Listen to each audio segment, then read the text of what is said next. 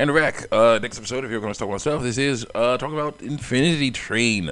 This show is also awesome. My gosh, this is one of the weirdest shows I've ever. It is a very nice. It's a pretty interesting little show from Cartoon Network.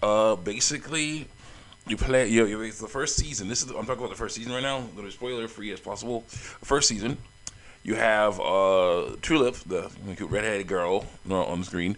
She's into programming and she wants to go to a video game programming camp, but because her parents are getting divorced, it doesn't work out. The dad's off. The dad's supposed to take her, but couldn't make it, and they're on time, and it's just like she's all angry. So she runs off into a forest, and then, basically, this train, magical train, basically, a very Polar Express style type, Polar Express type train appears out of nowhere, and she basically gets on it, or or sucked onto it, or whichever way it works, and is basically now has to go through a bunch of cars and learn about deal with some different things in her life. Now here's the deal. This thing is basically the Infinity Train itself is a lot like, in my opinion, is like if you combine the Polar Express train with the Matrix, because basically it's computer generated stuff. It's very computer generated, very technological, and it basically every car can be a different thing. You have a car like this one, which is like a jungle. You have cars that can be like a desert, like Wild West style. You have a car that can be, an icy tundra, or basically a ballroom. And many different characters and creatures in here. That ballroom, there was a chandelier that could talk. There's different other creatures things that do things, and you have to basically figure out either help the people that in need, or help people in need. Or basically, you help people in need, or you solve a puzzle. Sometimes both of those things work together. Get a person in need and solve a puzzle at the same time. Then you get your exit to go to the next door. You go to your next door, and go to the next car.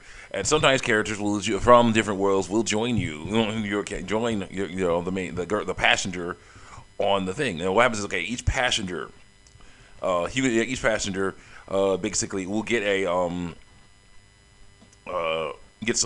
their memories recorded when they first arrive. They get their memories recorded, and so they can be shown to them later to help them learn how to deal with stuff in their lives.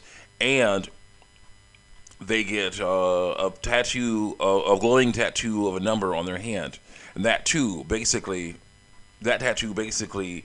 is will change. The number goes if you do things right. The number goes down. And I was watching Rogue One. Those four guys. Anyway, doing the tattoo. Yeah, if you do things right, your number starts to go down. Once it reaches 0, then you get your exit off the train. You can just basically get off the train and be like, okay, you get to go back to your life. Sometimes, unfortunately, that can be also used as a test. Interestingly enough, because are you gonna leave, abandon someone, or you gonna just hang out? You're gonna help out. It's very interesting how that goes. So the train is definitely trying to be a moral compass type of thing. It's very interesting how that goes. So then, basically, she gets two companions to hang out with her. This one spheroid robot thing called 1-1, which can actually split into two little spider bot things or form together. One personality of this creature of this thing is very happy, go lucky, and oblivious. The other is very sad, but also very analytical. So it's kind of interesting. And it kind of sounds like the Brain from Pinky and the Brain. I liked it. I liked him a lot. Then there's the dog. The dog is Atticus, King of Corginia, uniter of the Collies and the Pembrokes, or something like that. And he's basically hanging out. And you help, no, not you. This is not a game. This is this should be a game. They need to make games of this. But Tulip helps Atticus with her kids, with help him with his kingdom, right? Helps him do something in his kingdom. So he's like, I'm going to join you on your quest. Then you see something very strange about these cars, about the Infinity Train. Characters from different worlds different train cars can hang out with you. They're originally from those train cars, but they can hang out with you and go through between train cars. So I'm like, it's a little bit interesting how that's possible. These are computer programs, from like the Matrix and whatnot, like Matrix type stuff, So I'm like, how does that work? So then So it's interesting how that goes. But you basically hang out, and they can have you get through your quest, figure things out. It's really cool. It's really cool to see how they did that in these seasons, in all the seasons. There's 4 seasons, and this is the first one with Tulip, and it was really nice and really awesome. No spoilers. I'm gonna try to get spoiler free as possible. And so when eventually that season comes to an end, and then we hang out with these people right here. These people here. We have not the kid, not the little one. The little one's in the real world. But here's we go. You have in one of the worlds that one of the cabin, the what's it called? Train cars that Tulip was going in, was hanging out in. It was a mirror. It was called a chrome car. It was like there was like this mirror place or this reflective place. Wherever you are, the reflective place. Whoever's in there, the reflection comes to life, and basically will you have to basically help your reflection use your reflection, get your reflection to help you solve a puzzle or something. Switch places with your reflection for a little bit to solve this puzzle. And when Tulip and her reflection did that, her reflection is like, "Yeah, I'm free. I'm out of here." Tried to leave, but it couldn't leave because she's a reflection. She belongs in that world and can't escape. Without help, can't escape. But eventually, Tulip helps her escape. Helps her escape and everything. It's really cool how that goes. And then after Tulip leaves, you get to hang out with this girl here, who's eventually her name's Lake. And she hangs out. And the issue is she's not a human. She's a creature made. She's a person made of metal or glass or something. And it's a little weird, but still. She's really cute. I'm a huge fan of hers. And she basically hangs out and runs around, and eventually runs around trying to, check out different worlds because she's never really seen any other worlds before. So once she checks out all these worlds, once she starts checking out these worlds, one of the worlds she comes across this dude over here in the sport, what is it, the sports jacket. And basically, she's like, yeah, the sports jacket and whatever. And he's dealing with his own stuff. Now, he has a number. He's a human, so he has a number. He gets a number and everything, and he's trying to figure out how to get his number to go down. And basically, she helps him get to his exit and stuff like that. And, it's really cool how that goes. They also meet this deer, this weird, strange deer called that he called Alan Dracula, which basically can, it doesn't talk. It's a regular, normal deer. It hangs out, talks about stuff. It hangs out and doesn't talk. It doesn't talk. Hangs out and just eats grass. Starts chewing. Basically, chews on things. Chews on grass. Just wanders around in their general direction. Sometimes will basically like snuggle up to them when they sleep. And stuff like that. And other times it'll be just like, okay, I'm just hanging out, and it'll be like, I want to turn into rainbow. I want to turn rainbow colored. Okay, I'm turning rainbow colored. I want to shrink down to the size of a hood ornament, or grow to the size of a giant. Yeah, I just want to do that. It'll just basically do all kinds of different crazy things. It was pretty cool how that worked. Pretty cool how that worked. There was one episode where you saw this thing messing around. There was like some sort of parasite guy was hanging out in his mouth, and you see, at first it looked like he was helping, but then later you find out that Alan Dracula did not want this thing in his mouth, and was trying to fight it by transforming it, all kinds of different stuff, and it's just like, oh my gosh, so they basically all the kids had to work together to fight this thing and get rid of it. It was amazing how that worked. So it was really nice, and then eventually things come to an end, and no spoilers, but it was a great, satisfying ending. I was a huge fan of this season. A lot of cool stuff happened, and they figured things out. They had to work together to figure things out, and it was awesome. I really liked that. Then came this one. Now, this season was very different than the other two. In this one, you have a human. You have two humans. Okay, you have a few humans. Two humans hanging out. They're part of a group. You see that in some of the second season. There's a group of characters called Apex. They're basically like Lost Boys, like the Lost Boys, but it's boys, girls, and boys. And they're running around causing problems in different train cars. And the issue is, in this one, it was just like, okay, we're causing problems in different train cars. Because the reason why they're doing this is the girl, the black girl, she was hanging out, she was basically brought onto the train after, of course, having trouble basically living with, having parental trouble, school trouble involving what are they? The popular girls, they were hating on her. She was hating on them and causing problems. They were both causing problems for each other. Eventually, got to the point where it's like, okay, yeah, you know what? I'm gonna go. She basically ran off and got caught into the train. And she's like, okay, I'm on the train and I'm trying to figure things out. And then she sees okay, this cat. There's what happens was comes across this cat, this little boy, around 10 years old. She's around 10 years old herself at this point, and she runs across this cat and this little boy, the dude over here, the yellow white dude over here, running away from a monster. Now there's these monsters in the Infinity Train that were introduced in season one. They're basically cockroach dogs or whatever they are. But whatever the things are, they're nasty things that if they are able to catch you, jump on top of you, they can basically go Shang Tsung on you and steal your soul, steal all your life force. It's not good. Turn you into a skeleton. It's not cool. It's not cool. So yeah, you want to avoid those things. So one of those was chasing this kid and this cat. Now the cat is actually a character from one of the train cars. And what she's voiced by Kate Mulgrew, and she's amazing. Kate Mulgrew did an amazing job as this cat, but the cat is unfortunately you immediately see that she's like got some snake oil used car salesman vibes going on here. Girl is definitely just in things for herself. Doesn't really care about other people very much at all. She's really just like, yeah, I'm gonna, It was like, hey, you want this thing? I say it's valuable. It's not really. It was like, see, you still got all kinds of cool things you can do with this thing. She like tries to make things up, and it's like some gullible characters, including passengers, were like, oh wow, that's nice, and it's just like, okay. This is cool. There's some really cool ideas about it. There's really cool ideas with this girl.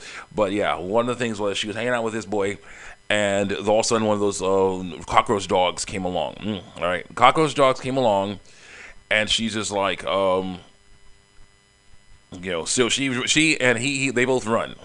She and the boy run, and she's in flight or flight mode. So basically, she sees a hole in a wall that is big enough for her. Okay, not big enough for the boy, but she jumps through that and just keeps on going. And he's like trying to get through it. He's like, oh no, come back. And he's like, the dog's about to get him. But then the black girl, she is able to come in there and just shoulder tackle that dog out the way, save this boy from getting his soul taken. Basically getting his soul taken, and is like, okay, cool. That was awesome. That's awesome to see that you guys are friends. And then the dude's like so happy. He's crying. He's bursting. He's just giving her affection that she never had, really. I don't think so. I think it was like an interesting relationship where she's like just like thank you so much. Oh my gosh, she's like you're welcome. So they hung out together for several years, for a long time, because then she told him about a incident she had earlier, where she saw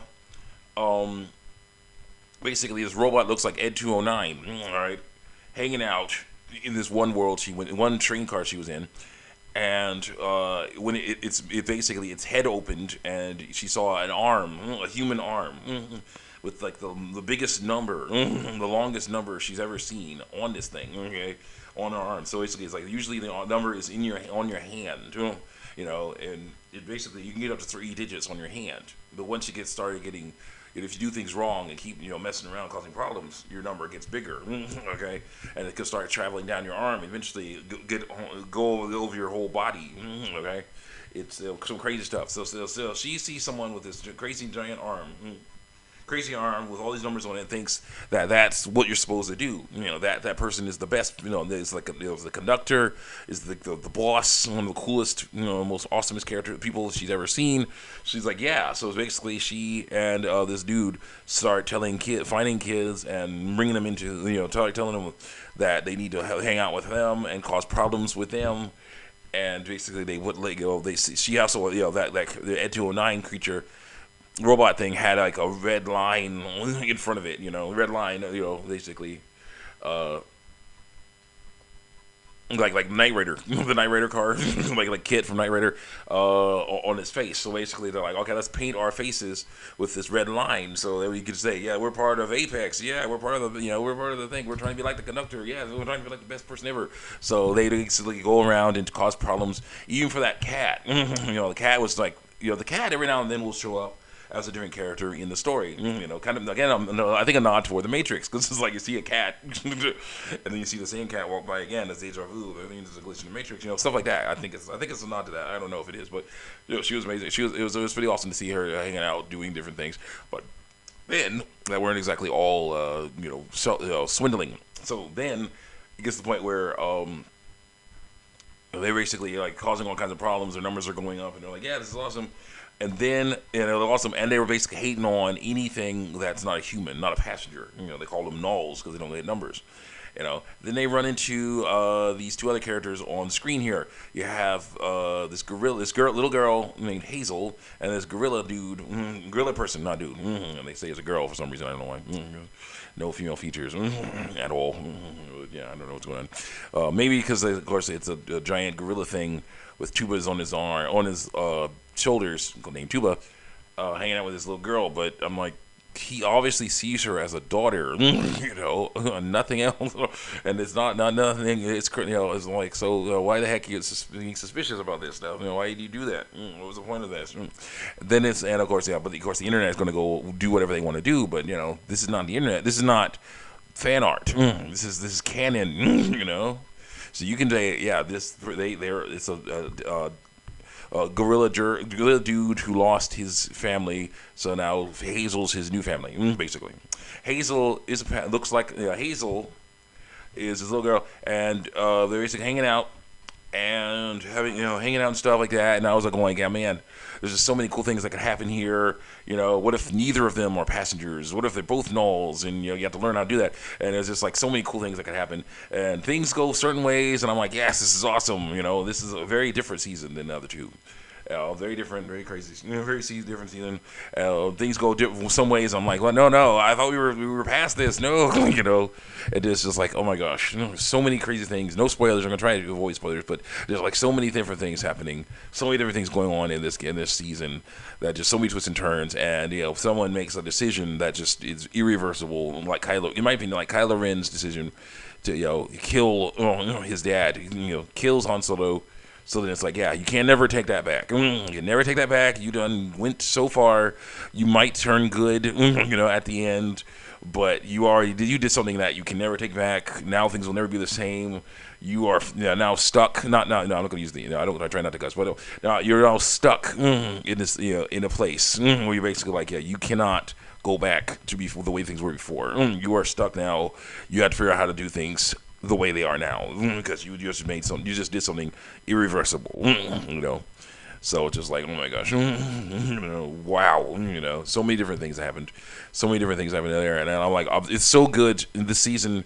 So many things happened, so many different twists and turns happened, that I am basically like, yeah, I want to make a comic about this. Okay, I'm making a comic about Star versus the Force of Evil right now, right? But I want to make one about Batman versus Superman: Dawn of Justice. I want to make one about Commander Keen and Friends, and I will.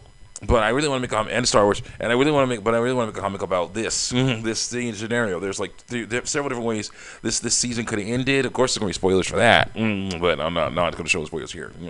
But yeah, there's gonna be different ways to see this season could have ended, and it would have been awesome and crazy. The way they ended was okay. It was a pretty interesting way, but there's other ways it could have ended I would have liked better. But it was still really good.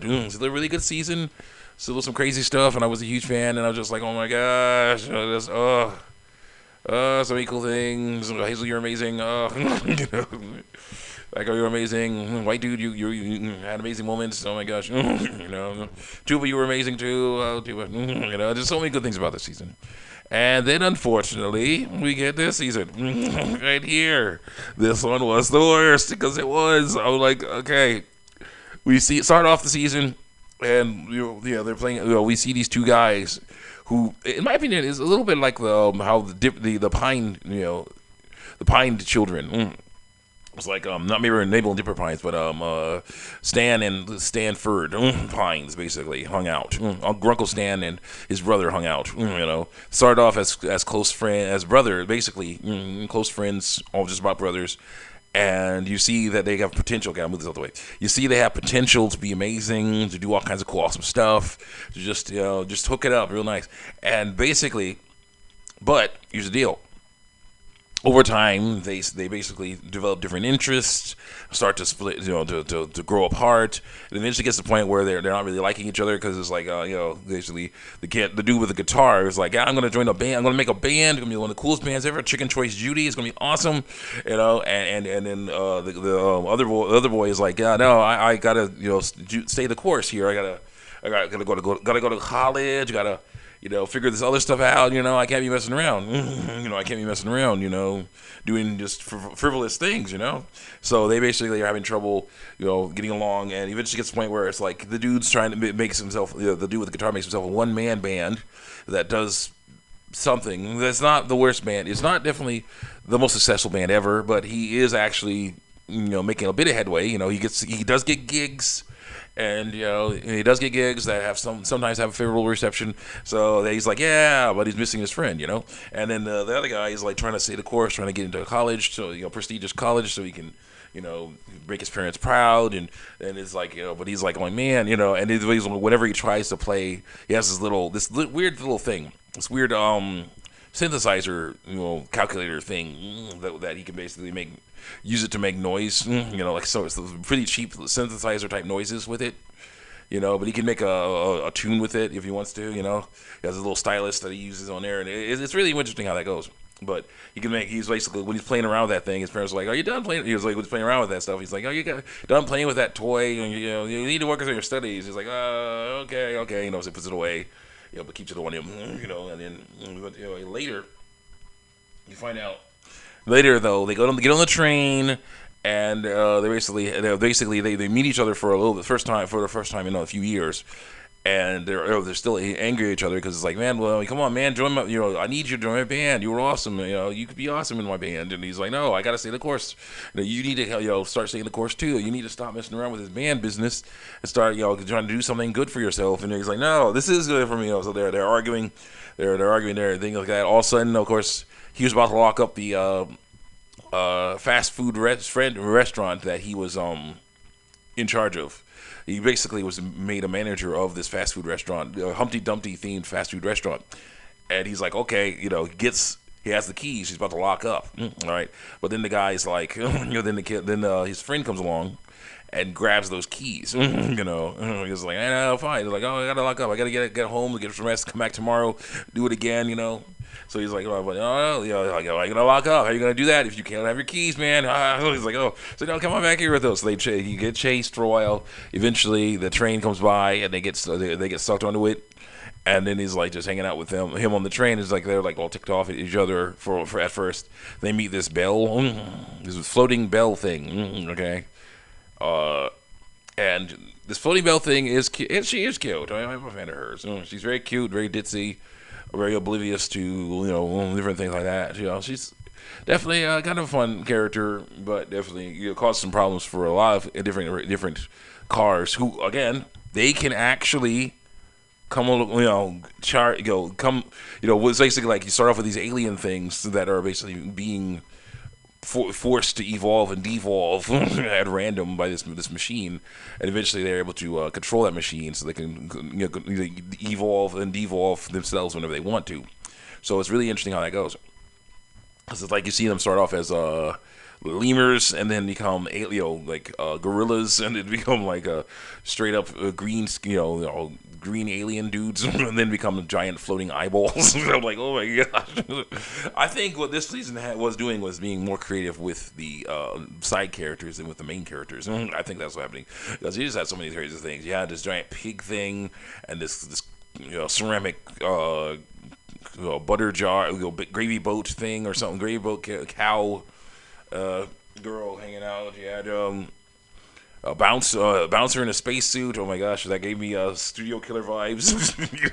Ooh, let me in or I'll get physical with you. I'm like, oh my gosh. You see this guy just standing there like, I'm like, oh my god, like, that is so cool. We don't have, it's like, sorry, you guys, you don't have a beautiful full-figured girl hanging out with you, so it's gonna be hard to get past that bouncer.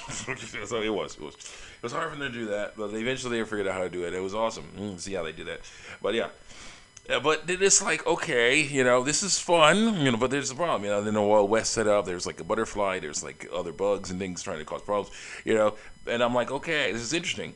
But here's the problem. And oh yeah, the cat does make a return. Kate Mulgrew cat does make a return to hang out as a lady from a saloon owner. And that was great. I was glad to see her again. So, but I'm like, where's everyone else? What's going on with Apex? What's going on with, Apex? What's going on with Hazel? What's going on with just so many different things are happening? Just so many things happened. Last season kind of left things ambiguous. Season number 3 left things a bit ambiguous because it's like Apex is like, yeah, what are you gonna do now? It's like I don't know. It's just like, well, oh my gosh, So Hazel's hanging out somewhere. It's just not fun. No, there's so that robot, that Ed 209. Okay, a slight spoiler. Is there a spoiler? Yeah. Yeah, I don't know. But there was someone named Amelia hanging out. All right, and she and Hazel hang out and are hanging out, and I'm like, so what's going on now? Again, what's happening? She meets Amelia. Oh yeah, Hazel and Amelia meet up. And they say they get to become good friends there, and I'm like, okay, what's going on now? Where's Amelia? Where's Hazel? Where's going with Apex? Where's the black girl? Where is she? Where's everybody? What's that never you never really see anything going on with them at all in this season. That ticks me off. I think that they were about done. I think that was about it. I haven't seen I saw all 4 seasons on HBO Max, and that was nice, but I didn't. That was the last season. This is the last season. And it ended on a pretty good note. They figured things out, eventually in certain ways. And I'm like, okay, that's good. That's nice. But then it's like, yeah, where's everybody? What's, because there was crossover before, and not this time. And that's why I was like, this one's the worst. Because it's like still so many things unanswered. What's going on with everyone we cared about? And we know what's going on. Tulip's Tulip's doing her thing. Lake's doing her thing, we're not saying, again, spoiler stuff, not exactly, sort of a little bit of spoiler stuff, maybe a little bit, dang it, but still I'm saying, I'm not really worried about those characters. I'm worried about Apex and friends, because again, there are different situations happening with these guys. So I'm like, what's going on? So I was like, yeah, overall though, back to the thing. Overall, the show is amazing, and you should watch it. It is worth the $15 a month price on HBO Max to be able to see this show. All right, it's a really fun show. I like seeing Cartoon Network, and I didn't realize this was made by the same people who made Regular Show. So it kind of makes me want to watch Regular Show now because I did not know that. So I was like, oh my gosh, okay, they made this. Okay, I gotta I'm very interested to see how they do on Regular Show. So yeah, I definitely want to see. Definitely we'll see Regular Show eventually. Now I'm going to see Blade Runner 2099, and I saw Tenet. I'm about to do a review on Tenet. Oh my gosh!